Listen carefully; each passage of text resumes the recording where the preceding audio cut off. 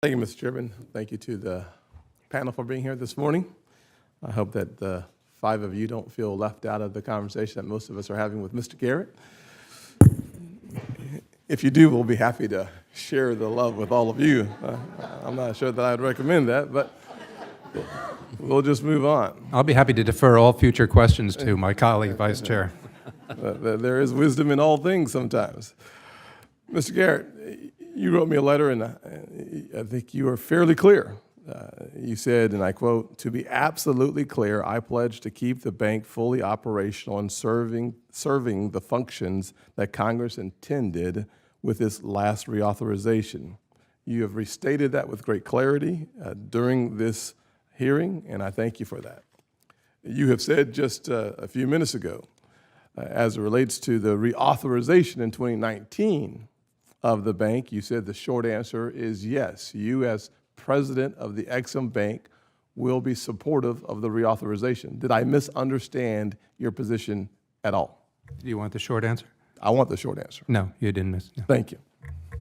The one question you haven't answered is the one that is the simplest of questions. It's the question, what has changed? The one question that I haven't been able to discern your position is, why has your position changed? Your previous comments that have been, we've heard about it for the last hour and a half or so. Your previous comments and position are in clear contradiction with your current position and comments. The one thing that most of us know about you is that you are typically unambiguous, clear as a bell.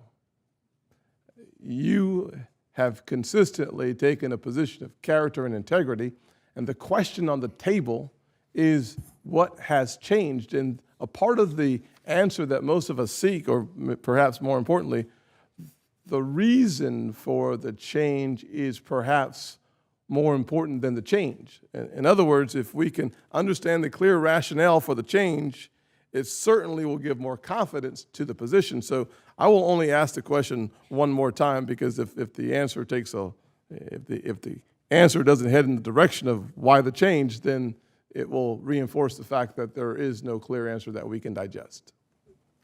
Thanks again, Senator, and thanks Yes, for the time that we had to.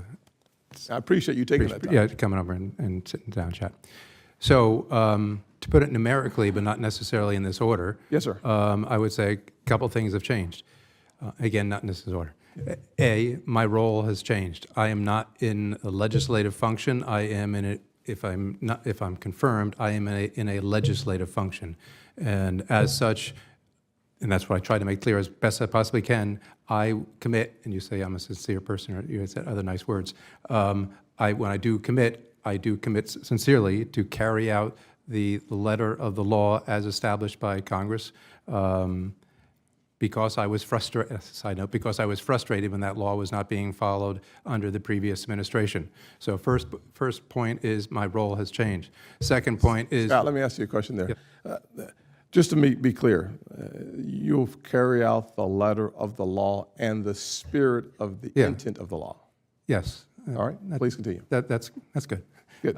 That's to carry out the letter of the law and the spirit of the law. The spirit of the law is the overarching, which goes to the chairman's question, or when he was over in budget. Van Hollen. Yeah. Okay. The spirit of the law is ultimately, how do you create more jobs while protecting the American taxpayer? And I'm 100% in on that as well. And this goes to your, all right, to your question as well. That's why I use the word, I think when I met with you, if I may, I think this is a neat opportunity to be able to actually carry out those things to get to fruition, protect the taxpayer, which is a passionate concern for me on the one hand, but also I'm not sure how long Chairman Crapo will give me extended time, very little. But so first, your position has changed because your role and responsibility as a legislator to the president of the EXIM Bank would clearly change your advocacy position? Yeah, yes.